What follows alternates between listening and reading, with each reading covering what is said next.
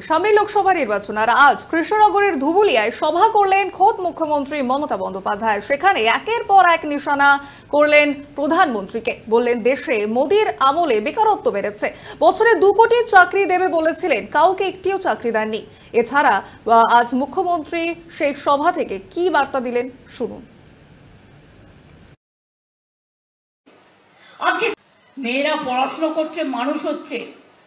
আজকে ছেলেরা এডুকেটেড হয়ে অনেক অনেক ডিগ্রি কামাচ্ছে, অথচ দেখুন ইন্টারন্যাশনাল লেবার অর্গানাইজেশন ILO বলছে এখানে 90% শিক্ষিত যুবকের চাকরি নেই।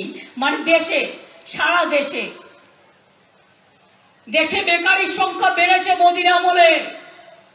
2 কোটি বেকারকে চাকরি দেবে বলেছিল 5 বছরে, কাউকে দেয়নি, কিচ্ছু করেনি। শুধু ফিতে কাটে আর মিথ্যে কথা বলে, মিথ্যে কথা বলা ছাড়া, ভাওতা দেওয়া ছাড়া। আর কাউকে ফোন করে সেটা আবার বাজারে ছেড়ে দেয়। ধরুন আমি যদি কাউকে ফোন করি, আপনি সেটা বাজারে ছেড়ে দেবেন? তাহলে ফোনের সিক্রেসি কি থাকলো? আপনি সিক্রেসি উল্লঙ্ঘন করছেন। পেগাসাসের দরকার নেই, নিজেরাই মেগা শাসনে বসে গেছেন। আর যাকে ফোন করছেন তিনিও স্বাস্থ্যসাথী পান এই গভর্নমেন্টের, তিনিও লক্ষ্মীর ভান্ডার পান। একজনকে তো আমি চিনি, নাম বলবো না। মোদির আমলে বেকারত্বের সংখ্যা বেড়েছে, এমনটাই কটাক্ষ করলেন মুখ্যমন্ত্রী মমতা বন্দ্যোপাধ্যায়। একই সঙ্গে কৃষ্ণনগরের এই সভা থেকে মহুয়া মৈত্রের পাশে দাঁড়ালেন মমতা। একই সঙ্গে তোপ দাগলেন বিজেপিকে। এছাড়াও আবাসের টাকা নিয়ে সরাসরি এবার প্রধানমন্ত্রী নরেন্দ্র মোদীকে নিশানা মমতা। কি বললেন শুনুন। দেখেছেন কি অত্যাচার হয়েছে? তাকে লোকসভা থেকে তাড়িয়ে দিয়েছে, কারণ সে জোরে জোরে কথা বলতো বলে, বিজেপির বিরুদ্ধে আওয়াজ তুলতো বলে। ভোটে দাঁড়াবার পরেও তার বাবা মা বেচারা কিছু জানে না, তাদের বাড়িতে গিয়েও রেড করে এসছে। এবং ওদের কাজ যেমন করে হোক মহুয়াকে হারানো। মহুয়াকেও আপনারা জেতাবেন, রানাঘাটেও জেতাবেন, বাংলায় 42টা সিটেই তৃণমূল কংগ্রেসকে জেতাবেন। তার কারণ আপনাদের স্বার্থে। যদি না করতে হয়, যদি NRC না করতে হয়, যদি লক্ষ্মীর ভান্ডার চালাতে হয়, জিজ্ঞেস করুন। বলছে ইডির টাকা জনগণকে দিয়ে দেবো।